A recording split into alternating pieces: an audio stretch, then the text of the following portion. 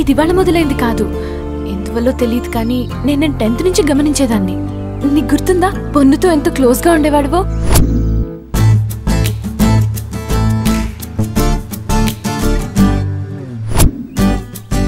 అప్పుడు ఏది తెలిసేది కాదు, కానీ నిన్ను చూడాలని నీ మాటలు వినాలని ఉండేది.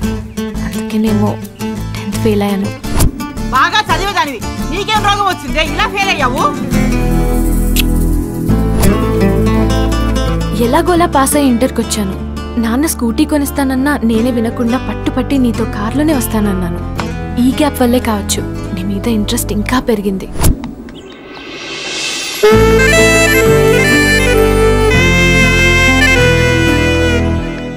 అందుకే నువ్వు నాకు పిచ్చిగా నచ్చావు. అప్పుడే ఫిక్స్ అయ్యాను నీకు లవ్ ప్రపోజ్ చేద్దామని. బట్ నా బ్యాడ్ లక్, అప్పుడే మా అక్క ఎంట్రీ ఇచ్చింది.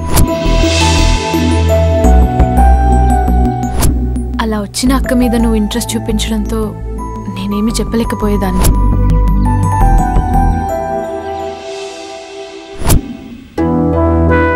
అక్కని చూసి నువ్వు హ్యాపీగా ఫీల్ అయినప్పుడల్లా నీ పక్కనే ఉన్న నేను నిన్ను చూసి ఫీల్ అయ్యేదాన్ని.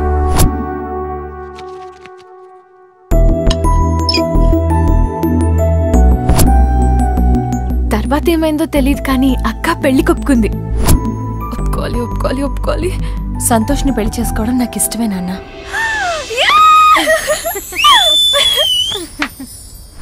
ఆ రోజు ఫిక్స్ అయ్యాను అక్క మ్యారేజ్ అవ్వగానే చెప్తామని.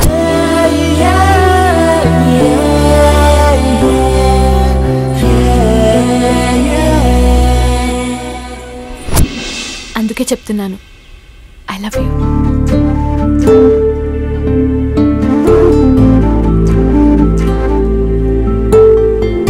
చంద్రముఖి సినిమా క్లైమాక్స్ లో రజనీకాంత్ జ్యోతిక గురించి చెప్పినట్టు నీ క్యారెక్టర్ గురించి బానే చెప్పావు.